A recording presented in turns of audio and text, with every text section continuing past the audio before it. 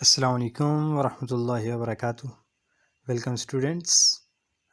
آپ موجود ہیں اس وقت اسلامک اسٹڈیز کی کلاس میں۔ آج کی کلاس میں انشاءاللہ العزیز ہم کور کریں گے اسلامک ہسٹری کے کچھ حصے کو۔ آئیے اپنے سبق کی طرف چلتے ہیں۔ اسلامک ہسٹری کا سب سے گولڈن اور سب سے بہترین دور جو رہا ہے وہ خلافت راشدہ کا دور رہا ہے، اور اسی کو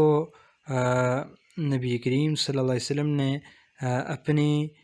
کئی احادیث مبارکہ میں بہت ہی اہمیت کے ساتھ ذکر فرمایا تھا۔ یہاں تک آپ صلی اللہ علیہ وسلم نے ارشاد فرمایا کہ علیکم بسنتی و سنت خلفاء الراشدین المہدیین، کہ میرے ان ہدایت یافتہ جو نائبین ہیں میرے خلفاء، ان کی میری سنت کی بھی تم نے پیروی کرنی ہے اور ان کی سنت کے طریقے کی بھی پیروی کرنی ہے۔ یہاں تک فرمایا کہ مضبوطی سے، دانتوں سے، جبڑوں سے اس کو تھامے رکھنا تاکہ تم سے چھوٹنے نہ پائیں یہ طریقے۔ تو یہ خلافت راشدہ کا دور 11 ہجری سے لے کر 40 ہجری تک رہا ہے۔ اس دور میں کیا کیا نمایاں کارنامے انجام دیے گئے، کیا کیا کون کون سے غزوات پیش آئے، آئیے ان کی ڈیٹیل جاننے کی کوشش کرتے ہیں۔ جیسا کہ اس سلائیڈ میں دیکھا جا سکتا ہے، نبی اکرم صلی اللہ علیہ وسلم کی وفات کے وقت اسلام کے زیر اثر تقریباً یہ سارا علاقہ آ چکا تھا، اور اسلام کا پرچم اس سارے علاقے پر لہرا رہا تھا۔ اچھا، یہ خلافت راشدہ کی اہم بات اور ممتاز اور نمایاں بات یہ تھی کہ یہ خالصتاً قرآن و سنت کی بنیاد پر قائم تھی، اور اس دور میں 100% قرآن مجید کی اور سنت نبویہ کی جو ہے وہ حکمرانی تھی۔ اس کی کوئی مثال پوری دنیا میں نہیں ملتی، پوری تاریخ میں کہیں نہیں ملتی کہ یہ لوگ نہ حکمران تھے اور نہ ہی کبھی انہوں نے خود کو حکمران یا بادشاہ کہلوانا پسند کیا، بلکہ ہر وقت یہ جو ہے عوام کی خدمت میں مشغول رہتے، اور پوری طرح سے انہوں نے خود کو وقف کر دیا تھا اللہ تعالیٰ کے نظام کو دنیا پر جو ہے وہ نافذ کرنے میں، اور عوام کے ایک چھوٹے سے چھوٹے فرد تک جو ہے وہ اس کی حقوق دلانے میں پورے طور پر انہوں نے خود کو وقف کر دیا تھا، اور بالکل بہترین طریقے سے انہوں نے نبی کریم صلی اللہ علیہ وسلم کے جانشین ہونے کا جو ہے وہ حق ادا کیا۔ اور اس میں بالترتیب جو ہے حضرت ابوبکر صدیق رضی اللہ عنہ کا نمبر پہلے نمبر پر آتا ہے، دوسرے نمبر پر حضرت عمر فاروق رضی اللہ عنہ، اور تیسرے نمبر پر حضرت عثمان غنی رضی اللہ عنہ، اور چوتھے نمبر پر حضرت علی المرتضیٰ رضی اللہ عنہ ہیں۔ حضرات حسنین کریمین رضوان اللہ علیہم اجمعین کا، حضرت حسن اور حضرت حسین رضی اللہ عنہ کا جو دور ہے وہ اسی میں شمار کیا جاتا ہے، دور علی کرم اللہ وجہہ میں شمار کیا جاتا ہے۔ اس میں حضرت حسن رضی اللہ عنہ کا دور حکومت جو ہے، دور خلافت، وہ کم و بیش 6 ماہ کا تھا، تو وہ 6 ماہ کا 6 مہینے کا جو عرصہ ہے وہ بھی حضرت علی رضی اللہ عنہ کی خلافت میں ہی شمار کر لیا جاتا ہے۔ تو ایک حدیث مبارکہ میں نبی اکرم صلی اللہ علیہ وسلم نے فرمایا تھا کہ میرے بعد جو ہے اسی طرز پر خلافت علی منہج نبوہ، جس کو ہم کہتے ہیں کہ نبوت کے طرز پر خلافت جو ہے، نیابت جو ہے وہ 30 سال تک ہوگی۔ تو یہ 30 سال کا عرصہ تقریباً حضرت حسن رضی اللہ عنہ کے 6 ماہ ملا کر مکمل ہو جاتا ہے۔ اچھا، ان میں خلفائے راشدین مہدیین میں سب سے پہلا نمبر حضرت ابوبکر صدیق رضی اللہ عنہ کا آتا ہے۔ حضرت ابوبکر صدیق رضی اللہ عنہ کون تھے؟ بہت کم لوگ جو ہے وہ جانتے ہیں کہ آپ رضی اللہ عنہ کا نام جو ہے وہ عبداللہ ہے۔ آپ اپنے لقب سے ہی مشہور ہیں، ابوبکر صدیق سے ہی وہ زیادہ مشہور ہیں۔ تو یہاں پر میرے خیال سے اس کو بھی ڈسکس ہم کرتے چلیں کہ آپ کو صدیق کا ٹائٹل جو ملا یہ کب ملا؟ تو اس کے بارے میں روایت یہ ہے کہ جب آپ صلی اللہ علیہ وسلم کو معراج کا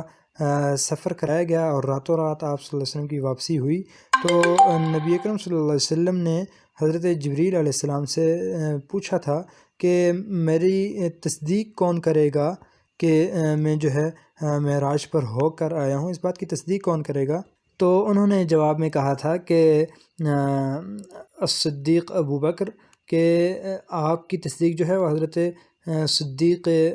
اکبر رضی اللہ عنہ جو ہے، ابو بکر صدیق رضی اللہ عنہ، وہ آپ کی تصدیق کریں گے۔ اسی طرح آپ کا ایک لقب جو ہے وہ ایک ٹائٹل آپ کو جو ہے وہ آپ صلی اللہ علیہ وسلم نے عتیق کا بھی دیا تھا۔ عتیق عربک کا ایک ورڈ ہے، اس کا مطلب ہوتا ہے آزاد کردہ، جس کو بچا لیا گیا ہو۔ تو عتیق کا مطلب یہاں پر یہ ہے کہ آپ صلی اللہ علیہ وسلم نے ارشاد فرمایا تھا کہ انت عتیق اللہ من النار، کہ اللہ تعالیٰ نے تمہیں جو ہے وہ آگ سے آزاد کر دی ہے، آگ تمہیں نہیں چھوئے گی، نہیں ٹچ کرے گی۔ تو وہ اس حوالے سے آپ کو عتیق کا بھی ایک جو ہے لقب دیا گیا۔ یہ تو آپ کے القابات اور آپ کے ٹائٹل تھے۔ اگلی بات یہ ہے کہ آپ رضی اللہ تعالیٰ عنہ کی پیدائش کب ہوئی؟ تو یہ آپ صلی اللہ علیہ وسلم کے تقریباً جو ہے وہ قریبی دوست تھے، انتہائی قریبی دوست تھے، تو لیکن آپ صلی اللہ علیہ وسلم سے 2 سال چھوٹے تھے، جیسے کہ ہم پہلے پڑھ چکے ہیں۔ آپ صلی اللہ علیہ وسلم کی پیدائش عام الفیل میں ہوئی تھی، وہ ہاتھیوں والا واقعہ جو اس زمانے میں دستور یہی تھا، بلکہ آج تک جو ہمارے ہاں آپ دیکھیں دیہاتی علاقے ہیں، دیہی علاقوں میں تاریخ پیدائش کو محفوظ رکھنے کا کوئی بہت زیادہ اہتمام نہیں کیا جاتا، بلکہ کوئی خاص واقعہ جو پیش آیا ہو اس کے ساتھ ریلیٹ کر دیا جاتا ہے۔ ہاں، وہ جو واقعہ پیش آیا تھا نا، اس کے اتنے دن بعد یہ فلاں کی پیدائش ہوئی، اس سے اتنے دن پہلے پیدائش ہوئی تھی، وہ جب واقعہ پیش آیا تھا نا تو یہ بچہ چل رہا تھا وغیرہ وغیرہ، تو اس طرح ریلیٹ کر دیتے ہیں۔ تو جو ہاتھیوں والا واقعہ، فیل کہتے ہیں عربک میں ہاتھی کو، تو وہ ہاتھیوں کا ایک بہت اہم واقعہ جو ہے وہ عرب کی تاریخ میں پیش آیا تھا۔ ابرہہ اپنی لشکر کو لے کر آیا تھا اور اس نے خانہ کعبہ پر جو ہے وہ حملہ کرنے کی کوشش کی تھی۔ سورۃ الفیل میں اللہ تعالیٰ نے اس واقعے کو بہت آسان الفاظ میں جو ہے وہ بیان فرمایا ہے، الم تر کیف فعل ربک باصحاب الفیل، کہ کیا تمہیں معلوم ہے اللہ تعالیٰ نے ان ہاتھی والے لوگوں کے ساتھ کیا کیا تھا۔ بہرحال تو اس واقعے والے سال آپ صلی اللہ علیہ وسلم کی پیدائش ہوئی تھی، جبکہ حضرت ابوبکر صدیق رضی اللہ عنہ کی پیدائش اس کے 2 سال بعد ہوئی ہے۔ آپ صلی اللہ علیہ وسلم کے بہت ہی قریبی دوست تھے، حتیٰ کہ آپ دیکھیں ہم نے ہجرت کا جو واقعہ پڑھا تو یار غار بھی آپ کو کہا جاتا ہے، یعنی وہاں پر قرآن مجید نے جو کہا کہ اس غار میں صرف یہ 2 دوست تھے، تیسرا اللہ تھا۔ اتنے قریبی تھے کہ اللہ تعالیٰ نے خود کو ان دونوں کا جو ہے وہ مددگار بتلایا وہاں پر۔ تو بہت ہی قریبی اور جانثار صحابی رسول تھے۔ اسی طرح آپ کی نمایاں اور امتیازی باتوں میں ایک یہ ہے کہ آپ بالکل ابتدائی ایمان لانے والوں میں شامل ہیں۔ اسی طرح آپ صلی اللہ علیہ وسلم کے سسر بھی ہیں۔ آپ جانتے ہیں کہ حضرت عائشہ صدیقہ رضی اللہ تعالیٰ عنہ جو ہیں وہ آپ کی بیٹی تھیں اور نبی اکرم صلی اللہ علیہ وسلم کی زوجہ مطہرہ تھیں، امہات المومنین میں ہیں۔ اسی طرح اگلی بات یہ ہے کہ آپ کا دور خلافت کب سے کب تک رہا، جیسا کہ یہاں پر منشن بھی کیا گیا ہے۔ آپ رضی اللہ عنہ کا دور خلافت 11 ہجری سے 13 ہجری تک تقریباً یہ 2 سال کا عرصہ بنتا ہے۔ عیسوی تاریخ کے لحاظ سے 632 سے 634 تک جو ہے آپ رضی اللہ عنہ کا دور خلافت رہا۔ 13 ہجری میں 634 میں آپ رضی اللہ عنہ کی وفات ہو گئی۔ اب اس کے بعد اگلی چیز ہم یہ ڈسکس کرنے کی کوشش کریں گے کہ آپ رضی اللہ عنہ کی جو تقرری ہوئی خلیفہ کے طور پر، یہ کیسے ہوئی۔ تو جب آپ صلی اللہ علیہ وسلم اس دنیا سے انتقال فرما گئے، رحل فرما گئے، تو وہ مسلمانوں پر بہت ہی زیادہ ایک رنج و الم کا ایک کیفیت مسلمانوں پر طاری تھی، اور ایسی دردناک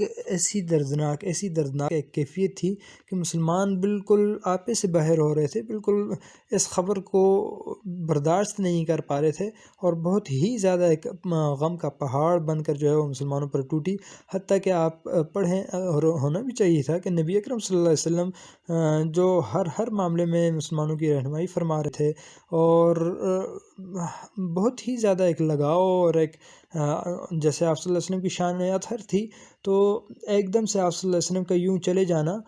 بہت ہی زیادہ دلوں کو رنجیدہ کر دینے والا تھا، اور اتنا صحابہ پر اثر ہوا کہ حضرت عمر فاروق رضی اللہ تعالیٰ عنہ کو کچھ سمجھ نہیں آ رہا تھا، انتہائی پریشانی کے عالم میں وہ یہاں تک انہوں نے فرمایا کہ خبردار جو میں نے کسی کی زبان سے بات سنی کہ نبی اکرم صلی اللہ علیہ وسلم کی وفات ہوگی، اگر کسی نے ایسے الفاظ منہ سے نکالے تو میں اس کو جو ہے وہ ختم کر دوں گا۔ نبی اکرم صلی اللہ علیہ وسلم دنیا سے رخصت نہیں ہوئے، بلکہ اللہ تعالیٰ کے پاس گئے ہوئے ہیں، اور آپ صلی اللہ علیہ وسلم واپس تشریف لائیں گے، بہت جلد ہمارے درمیان ہوں گے دوبارہ۔ تو بہت ہی زیادہ رنج و الم کی کیفیت میں تھے، لیکن اتنے میں حضرت ابوبکر صدیق رضی اللہ عنہ تک جب یہ خبر پہنچی کہ آپ صلی اللہ علیہ وسلم جو ہے وہ رحلت فرما گئے ہیں، آپ رضی اللہ عنہ اپنے گھر سے تشریف لائے اور حجرے میں گئے، حضرت نبی اکرم صلی اللہ علیہ وسلم کو دیکھا، چہرے پر وہ چادر ڈالی ہوئی تھی آپ صلی اللہ علیہ وسلم کے جسم اطہر پر، کہا جاتا ہے یمنی چادر تھی، تو آپ رضی اللہ عنہ نے وہ چادر ہٹائی، آپ صلی اللہ علیہ وسلم کے چہرے مبارک پر جو ہے وہ بوسہ دیا، اور فرط جذبات میں آپ کے جو ہے وہ رو پڑے، بہرحال پھر قابو کر کے جو ہے خود کو باہر تشریف لائے اور فرمایا کہ یا رسول اللہ صلی اللہ علیہ وسلم، تو تشریف لے گئے، اور باہر آ کر جو انہوں نے دیکھا تو حضرت عمر فاروق رضی اللہ عنہ اسی طرح لوگوں میں جو ہے وہ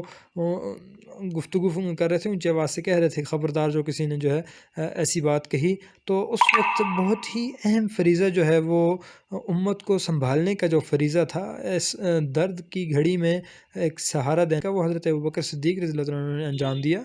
انہوں نے فرمایا اور بہت ہی مختصر اور جامع الفاظ میں اپنی بات کہی، تو ایک مختصر سا خطبہ دیا باہر آتی، آپ نے فرمایا کہ اما بعد من کان منکم یعبد محمدا صلی اللہ علیہ وسلم، مختصر سی بات ہے، میں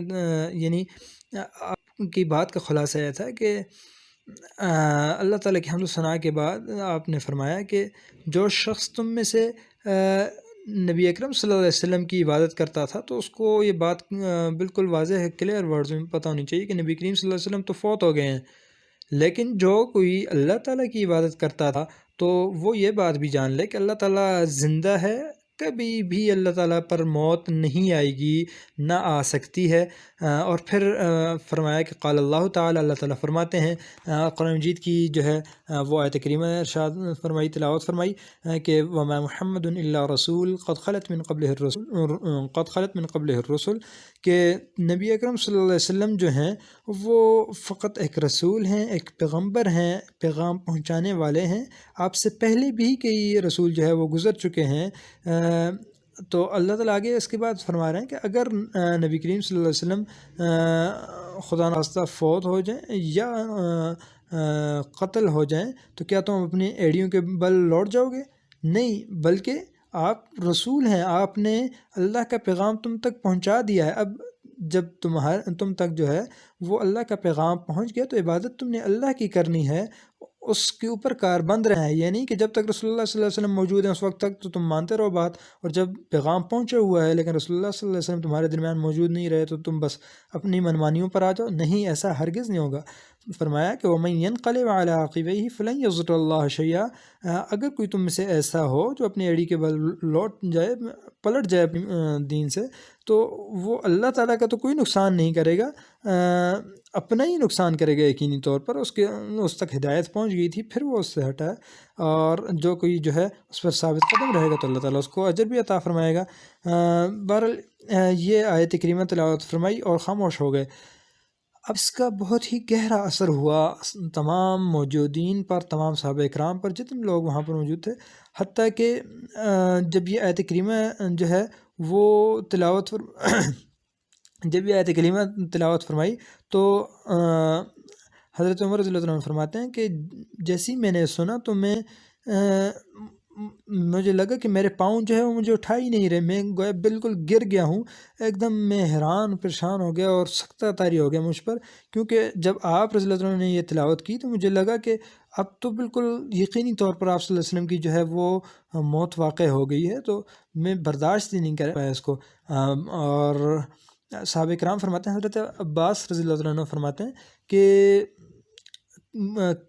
کئی صحابہ کو تو مجھے یوں لگا کہ گویا یہ آیت بالکل ابھی یاد ہوئی ہے، یعنی کہ اس سے پہلے ہمیں یہ آیت معلوم نہیں تھی، بلکہ ہمیں یہ آیت معلوم تھی اور ہم تلاوت کرتے تھے، لیکن اس وقت بالکل دھیان ہی نہیں تھا اس کی طرف۔ تو جب حضرت ابوبکر صدیق رضی اللہ عنہ نے یہ آیت کریمہ تلاوت فرمائی تو ہمیں لگا کہ بالکل گویا ابھی ابھی یہ آیت کریمہ جو ہے وہ نازل ہوئی ہے اور بالکل اسی موقع کے لیے نازل ہوئی ہے۔ بہرحال پھر اس کے بعد جو ہے کچھ جو ہے اب جب یہ خبر کلیئر ہو گئی تو پھر غم کا پہاڑ تو بہت بڑا تھا لیکن سنبھلنا تھا بالآخر۔ اور سب سے پہلا جو مسئلہ پیدا ہوا اور جس کی وضاحت کی ضرورت تھی وہ یہ تھی کہ امت کی اب رہنمائی کون کرے ایسے صدمے کے موقع پر، سب لوگوں کو سنبھالے کون، اور نبی اکرم صلی اللہ علیہ وسلم کی جانشینی کا حق کون ادا کرے، رہنمائی کون کرے گا۔ تو یہ بہت ہی اہم ایک موڑ تھا اور اس حوالے سے پھر بہت سارے اختلافات بھی سامنے آئے، چونکہ وہ ایک موقع ہی ایسا تھا کہ کچھ سمجھ نہیں آ رہا تھا کہ کیا ہو رہا ہے۔ بہرحال میں اپنی بات کو تھوڑا مختصر کروں گا تو مہاجرین صحابہ اکرام میں مشورہ ہوا اور یہاں تک بات آئی کہ انہوں نے اپنا ایک تجویز دی کہ ایک امیر ہونے کے بجائے دو امیر ہوں مسلمانوں کے، ایک امیر جو ہیں وہ مہاجرین سے ہوں، ایک امیر جو ہیں وہ انصار میں سے ہوں، جو مدینہ کے پرانے رہائشی تھے ان لوگوں میں سے ہوں۔ مختلف رائے آتی رہیں اور بعض نے یہ بھی کہا کہ جی امیر کا حق تو یہی ہے کہ ہم جو ہے وہ صرف اور صرف انصار میں سے ہوں کہ ہم نے جو ہے اسلام کو پناہ دی تھی اور بہت زیادہ قربانیاں، اور اس بات میں وہ حق بجانب بھی تھے کہ بہت زیادہ انہوں نے جو ہے وہ اسلام کو سپورٹ کیا تھا اور قربانیاں دی تھیں اسلام کے پھلنے پھیلنے پھولنے کے لیے، بہت اہم کردار ادا کیا تھا۔ تو مختلف رائے تھیں، تو اس سب کو تطبیق دینے کے لیے بیچ میں ایک رائے یہ آئی کہ آپ صلی اللہ علیہ وسلم نے یہ بھی فرمایا تھا کہ الائمۃ من القریش، کے سردار قریش میں سے ہوں گے۔ تو ان ساری باتوں کو سامنے رکھتے ہوئے ایک تجویز یہ آئی کہ جی دونوں طرف سے ایک جو ہے وہ مسلمانوں کے امیر ہو جائیں، ایک مہاجرین میں سے ایک انصار میں سے۔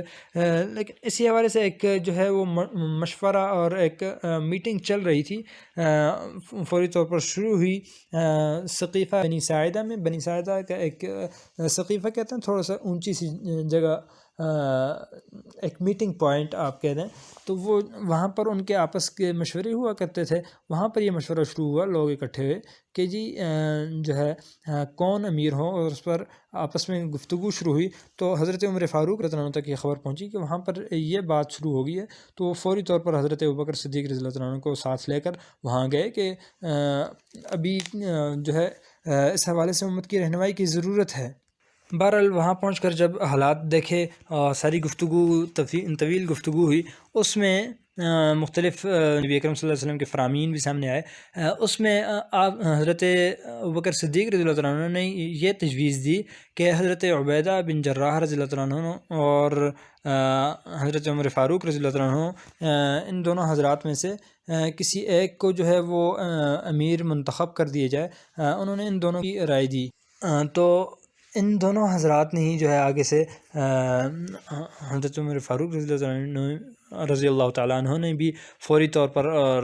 دوسرے صحابی نے بھی فوری طور پر یہی رائے دی کہ نہیں جی حضرت ابوبکر صدیق رضی اللہ عنہ ہی جو ہے وہ امت کی سیادت کا جو ہے وہ فریضہ انجام دے سکتے ہیں۔ تو اس رائے کو لوگوں نے بہت پسند کیا اور حضرت ابوبکر صدیق رضی اللہ عنہ کی خلافت پر سب سے پہلے تو آگے بڑھ کر حضرت عمر رضی اللہ عنہ نے بیعت کی، اور پھر باقی لوگوں نے تو فوری طور پر ان کو اپنا خلیفہ جو ہے وہ انہوں نے قبول کر لیا، مہاجرین نے بھی اور انصار نے بھی۔ بہرحال حضرت ابوبکر صدیق رضی اللہ عنہ نے ان کو یہ چیز بھی جو ہے مشاورت کے دوران جو ہے سب کے سامنے رکھی کہ عرب کے باقی قبائل جو ہیں، اگر کسی اور قریش کے علاوہ کسی اور کے پاس سرداری جاتی ہے تو عرب کے باقی قبائل اس چیز کو قبول نہیں کریں گے اور اس پر بہت زیادہ ہنگامہ آرائی ہوگی۔ تو یہ چیز بھی ایک نوٹ کرنی ہے۔ اور پھر وہ نبی کرم صلی اللہ علیہ وسلم کی جو ہے وہ حدیث مبارکہ بھی سامنے آئی کہ آپ صلی اللہ علیہ وسلم نے فرمایا تھا کہ الائمۃ من القریش۔ تو ان ساری چیزوں کو مد نظر رکھتے ہوئے، اور پھر جب حضرت ابوبکر صدیق رضی اللہ عنہ کا نام سامنے آیا تو سب نے اس کو جو ہے خوش دلی سے قبول کیا، اور سب نے حضرت ابوبکر صدیق رضی اللہ عنہ کے ہاتھ پر جو ہے وہ بیعت کی وہاں پر۔ لیکن اس کے باوجود حضرت ابوبکر صدیق رضی اللہ عنہ جو ہے وہ مسلسل مسجد میں آ کر بھی آپ نے یہ اعلان فرمایا کہ نہیں جو ہے سب لوگ اگر دل سے مجھے خلیفہ قبول کرتے ہیں تب، ورنہ لوگوں کی رضامندی کے بغیر جو ہے میں ان کا خلیفہ نہیں بننا چاہتا۔ تو پھر اگلے چند دنوں میں 2-3 دن میں جب مسلسل یہ ان کی طرف سے کہا جاتا رہا، اور لوگوں نے پھر آگے بڑھ کے پوری مسجد نبوی میں بیٹھ کر سرعام سب لوگوں نے جو ہے وہ بیعت کی، اور تمام مسلمان اس میں شریک رہے۔ اس کی ڈیٹیل ہم انشاءاللہ اگلی سلائیڈ میں پڑھیں گے۔ تو اگلے دن مسجد میں سب لوگ اکٹھے ہوئے اور آپ رضی اللہ عنہ کے ہاتھ پر بیعت کی، اور اس کے بعد پھر آپ رضی اللہ عنہ نے اپنا جو ابتدائی خطبہ تھا وہ ارشاد فرمایا، اور خلافت کا خطبہ بھی کہا جاتا ہے اس کو، اور اس میں آپ رضی اللہ عنہ نے بالکل کلیئر ورڈز میں بہت ہی ایک جس طرح ہم کہہ سکتے ہیں ایک خادم کی حیثیت سے بہت ہی اہم الفاظ آپ نے ارشاد فرمائے کہ اگر تو تم لوگوں نے مجھے اپنے سردار کے طور پر جو ہے وہ منتخب کیا ہے، اس کے باوجود کہ میں سب سے بہتر نہیں ہوں، یعنی تواضع اور انکساری کو دیکھیے آپ کہ خلیفۃ المسلمین ہونے کے باوجود کیا فرما رہے ہیں کہ نہیں، مجھ سے بہتر بھی بہت ہی لوگ موجود ہیں، اور پھر فرمایا کہ اگر میں صحیح کام کروں تو تم میرے مددگار بننا، لیکن اگر مجھ سے کبھی غلطی ہو تو جب تک تو میں اللہ تعالیٰ اور اس کے رسول صلی اللہ علیہ وسلم کے احکامات کی پیروی کر رہا ہوں تو تم لوگ جو ہے میری اطاعت کرتے رہنا، لیکن اگر قرآن و سنت اللہ تعالیٰ اور اس کے رسول صلی اللہ علیہ وسلم کے طریقوں کے خلاف اگر میں کوئی حکم دوں تو پھر تم میری پیروی ہرگز نہ کرنا۔ اور پھر آپ رضی اللہ عنہ نے یہ خطبہ ارشاد فرمایا، اور اس کے بعد آپ رضی اللہ عنہ پر بہت ہی اہم اور بہت ہی وزنی بوجھ جو ہے وہ لاد دیا گیا تھا خلافت کا، بہت اہم ذمہ داریاں تھیں، اور پھر آپ رضی اللہ عنہ ان ذمہ داریوں کی طرف متوجہ ہوئے۔ ان ذمہ داریوں میں ایک تو حضرت اسامہ بن زید رضی اللہ عنہ کا لشکر جو مشہور بھی ہے، آپ صلی اللہ علیہ وسلم نے اپنے انتقال سے قبل ہی تیار فرما لیا تھا، اور اس میں حضرت ابوبکر صدیق رضی اللہ عنہ بھی شامل تھے۔ تو اور اس کے سردار آپ صلی اللہ علیہ وسلم نے اس لشکر کے جو سربراہ ہیں وہ حضرت اسامہ بن زید رضی اللہ عنہ کو مقرر کیا تھا۔ تو اس لشکر کی روانگی تھی، آپ صلی اللہ علیہ وسلم کی طبیعت خراب ہو جانے کی وجہ سے، حالات ایسے پیش آ جانے کی وجہ سے جو ہے وہ لشکر رک گیا تھا۔ تو اب سب سے پہلے تو آپ صلی اللہ علیہ وسلم نے جس چیز کا اپنی زندگی میں حکم دیا تھا اس چیز کو جاری کرنا تھا، اس لشکر کو روانہ کرنا تھا جو رکا ہوا تھا، تو اس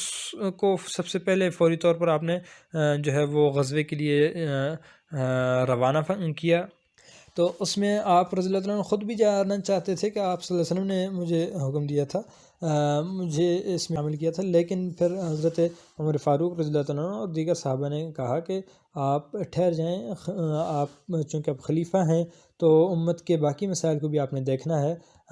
تو اس وجہ سے روک لیا آپ کو، اور آپ رضی اللہ عنہ نے پھر اس مشورے پر عمل کیا، تو باقی لشکر کو آپ نے روانہ فرمایا۔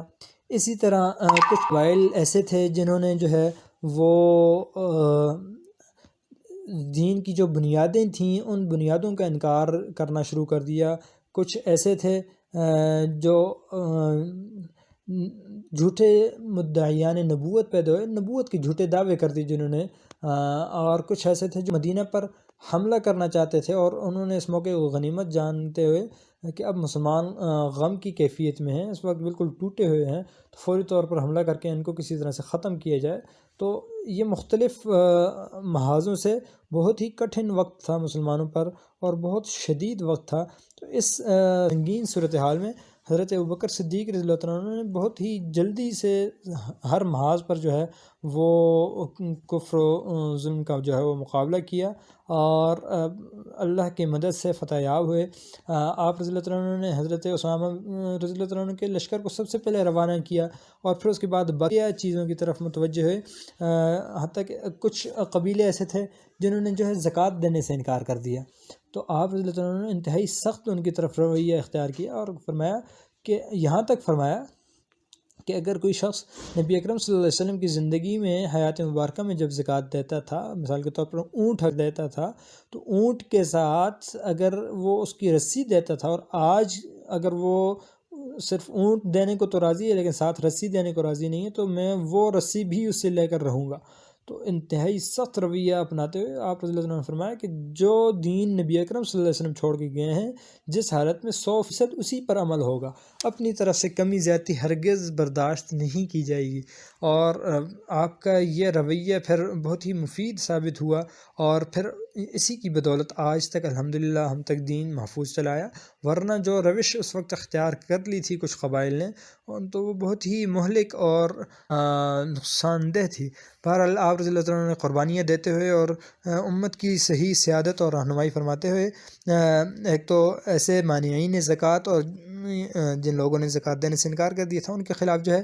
وہ مختلف مہمات روانہ کی، مختلف لشکر روانہ کیے اور ان سے مقابلہ کیا گیا، حتیٰ کہ یہاں تک کہ وہ ان کو واپس جو ہے وہ دین کے احکامات پر لایا گیا۔ اس کے علاوہ دوسری طرف جو ہے فتنے اٹھ رہے تھے ارتداد کے، کئی لوگ جو ہے وہ دین سے مرتد ہو رہے تھے، کچھ قبیلے کچھ زکوٰۃ دینے کا کچھ نے انکار کر دیا، کچھ جو ہے اور طرح طرح کی چیزیں سامنے آئی تھیں۔ اس اصل بنیادی وجہ یہ تھی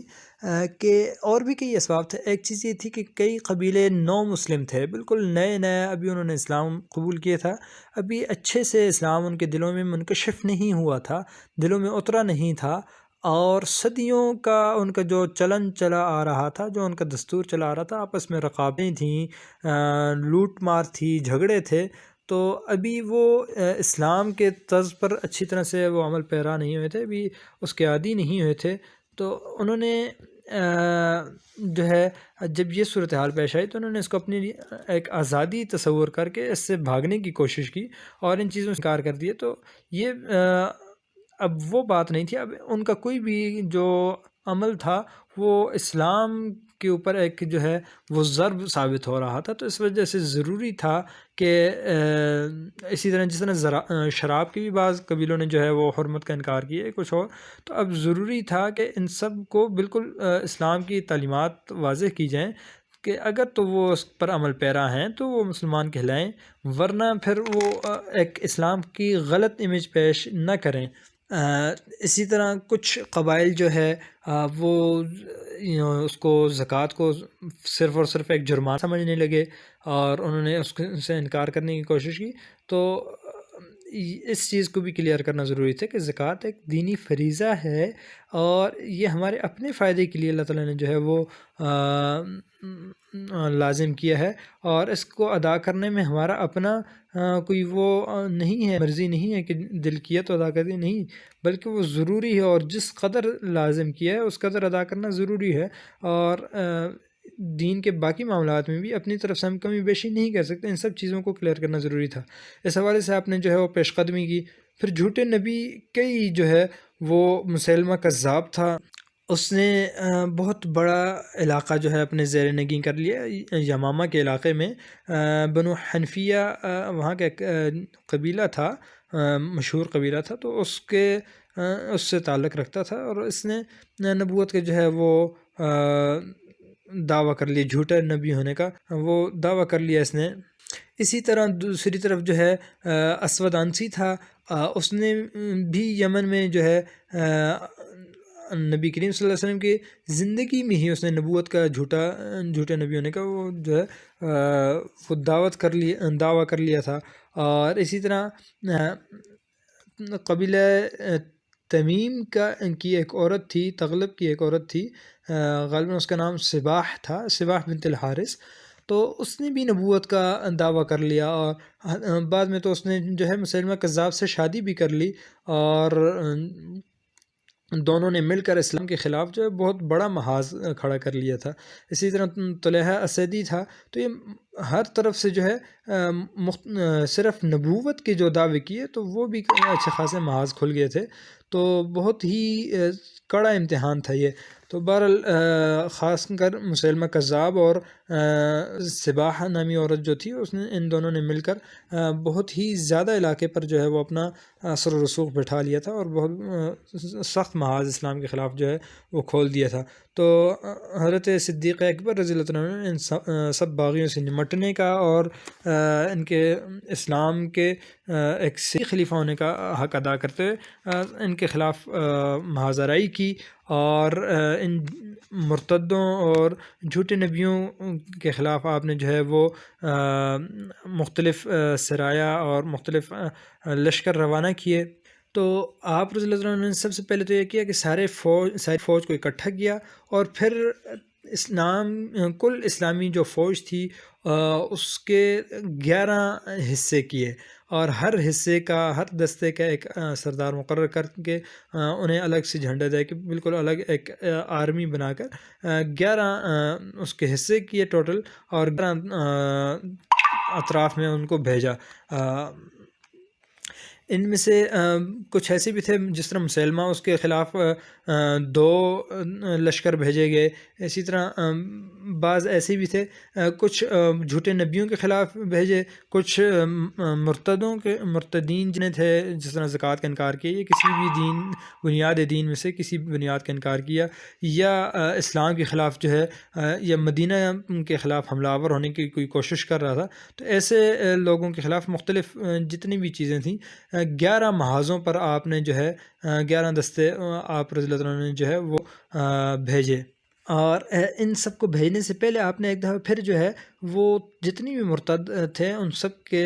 نام ایک عام پیغام بھی لکھا تھا، اور اس میں بالکل واضح لکھا تھا کہ میں تم سب کو جو ہے وہ فتنہ فساد سے باز رہنے کی اور اسلامی برادری میں داخل ہونے کی جو ہے دوبارہ داخل ہونے کی دعوت دیتا ہوں۔ اگر تم فرمانبرداری اختیار کرتے ہو تو تم سے کوئی لڑائی جھگڑا نہیں کیا جائے گا، لیکن اگر تم جو ہے قبول نہیں کرتے اور تم مقابلے پر ہی راضی ہو تو ٹھیک ہے، پھر ہم مقابلہ کریں گے۔ اور پھر اسی طرح جو ہے اپنے مجاہدین کو بھی ہدایت نامے آپ نے جو ہے وہ جاری کیے۔ بہرحال یہ آپ رضی اللہ عنہ کی خلافت کے بہت اہم واقعات ہیں، اور آپ رضی اللہ عنہ کا دور خلافت بہت ہی کم رہا، لیکن اس میں کتنے علاقے تک جو ہے وہ اسلامی پرچم لہرا رہا تھا، اس کو ہم نیکسٹ سلائیڈ میں دیکھتے ہیں۔ آپ رضی اللہ عنہ کی جو خلافت تھی، آپ رضی اللہ عنہ کے دور خلافت میں جو تقریباً 2 سالہ دور ہے، اس میں تقریباً اسلام کے زیر نگیں یہ علاقہ رہا ہے۔ جیسے کہ ہم نے پہلے بھی پڑھا تھا، آپ صلی اللہ علیہ وسلم کے زمانے میں کون سا علاقہ تھا، وہ یہاں پر گرین کلر سے مینشن کیا گیا ہے، سبز رنگ سے، اور حضرت ابوبکر رضی اللہ عنہ کے دور میں جو مزید علاقے آگے فتح ہوئے، مزید آگے بڑھی اسلامی ریاست ان 2 سالوں میں، وہ یہاں پر آسمانی رنگ سے جو ہے وہ مینشن کی گیا، آپ دیکھ سکتے ہیں۔ آپ رضی اللہ عنہ کے جو اہم کارنامے ہیں، جو اچیومنٹس ہیں حضرت ابوبکر صدیق رضی اللہ عنہ کی، جیسا کہ ظاہر ہے جو مہمات، جو لشکر آپ نے روانہ فرمائے وہ کامیاب لوٹے اللہ کے فضل سے۔ تو آپ رضی اللہ عنہ نے اسلام کو محفوظ فرمایا، اور جو ہر طرف سے اس پر حملے ہو رہے تھے ان میں مسلمانوں کے خلیفہ ہونے کے ناطے بہت ہی اہم کردار ادا کیا مسلمانوں کو اور اسلام کو محفوظ رکھنے میں۔ اسی طرح جو اپاسسی تھے یا ملحدین وغیرہ اور مرتد ہو رہے تھے لوگ، تو اس ساری صورتحال میں آپ نے ان کی طرف بھی لشکر روانہ فرمائے تھے، اور ان کے ساتھ مقابلہ کر کے ان لوگوں کو بھی جو واپس آ سکتے تھے دین کی طرف، ان کو واپس دین کی طرف آئے، اور جو اسلام کے لیے رکاوٹ ثابت ہو رہے تھے ان رکاوٹوں کو ختم کیا، اور اس حوالے سے بھی آپ کو جو ہے وہ بہترین کامیابی حاصل ہوئی۔ اسی طرح جو جھوٹے مدعیان نبوت تھے ان سے مسلمانوں کو چھٹکارا حاصل ہوا، اور جو مانعین زکوٰۃ تھے، زکوٰۃ دینے سے جنہوں نے انکار کر دیا تھا، تو ان سے مقابلہ کیا، انفورسمنٹ آف زکوٰۃ ہوئی۔ اسی طرح شام کی طرف جو لشکر روانہ کیا تھا حضرت اسامہ بن زید رضی اللہ عنہ کی سربراہی میں، تو وہ فتح یاب ہو کر لوٹا، اور کمپائلیشن آف دا ہولی قرآن ہوئی آپ رضی اللہ عنہ کے زمانے میں۔ قرآن مجید کا پہلا جو اسکرپچر ہے وہ تیار ہوا، اور اس سے پہلے بھی قرآن مجید لکھا ہوا موجود تھا. کمپائلیشن میں غالباً ہم یہ چیز ڈسکس کر چکے ہیں. قرآن مجید لکھا ہوا موجود تھا، نبی اکرم صلی اللہ علیہ وسلم کے زمانے میں لکھا جا چکا تھا، لیکن یکجا کتابی شکل میں وہ موجود نہیں تھا، بلکہ صحابہ نے مختلف چیزوں پر لکھ رکھا تھا. مسجد نبوی میں بھی وہ ایک صندوق رکھا ہوا ہوتا تھا، اور اس میں مختلف چیزوں کے اوپر لکھا ہوا، کسی نے تختی پر لکھا ہوا ہے، کسی نے ہڈی پر لکھا ہے، مختلف چیزوں پر لکھا ہوا موجود ہوتا تھا اس میں. لیکن ایک کتابی شکل میں حضرت ابوبکر صدیق رضی اللہ عنہ نے اس کو جمع کیا تاکہ ایزیلی ایکسیس کیا جا سکے، اور پھر اس کے بعد حضرت عثمان رضی اللہ عنہ کے زمانے میں مزید اس پر کام ہوا تھا. تو اسی طرح کچھ جو فارس کے علاقے ہیں، اسی طرح بازنطین کے جو علاقے تھے روم کے، ان کی طرف بھی پیش قدمی آپ رضی اللہ عنہ کے زمانے میں ہوئی. یہ آپ رضی اللہ عنہ کے اہم کارنامے تھے. یہاں تک ہم نے بہت ہی مختصر الفاظ میں، بہت ہی کنسائز ورڈز میں آپ رضی اللہ عنہ کی خلافت کو پڑھنے کی، سمجھنے کی کوشش کی ہے. آگے ہم دیگر خلفائے راشدین کی خلافت کو سمجھنے کی کوشش کریں گے. زندگی رہی تو انشاءاللہ اگلی ویڈیو میں ملاقات ہوگی. تب تک کے لیے اجازت دیجیے. اللہ حافظ. السلام علیکم ورحمۃ اللہ وبرکاتہ.